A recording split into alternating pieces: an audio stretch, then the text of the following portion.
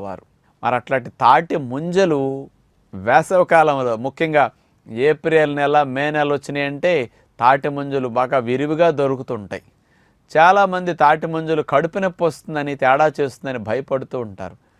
గట్టిగా ముదిరిపోయిన ముంజలు ఉంటాయి. అలాంటివి ఒక్కొక్కరికి కొద్దిగా నమలక మింగేసేసరికి ఆ మొక్క డైజెషన్ కాక కొంతమందికి ఏదైనా కడుపు నొప్పి వస్తే రావచ్చు.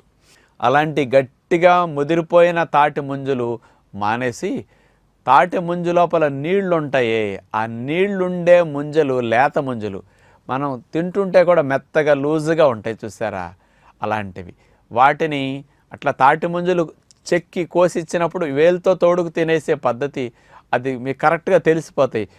వేలు ఇట్లా తోడుకునేటప్పుడు కనుక ఫ్రీగా వెళ్ళి ముంజని కట్ చేసి తీసుకొస్తున్నదంటే అది లేత ముంజలు, అవి చాలా బాగుంటాయి. ఇట్లా వేలు పెట్టి తోడేటప్పుడు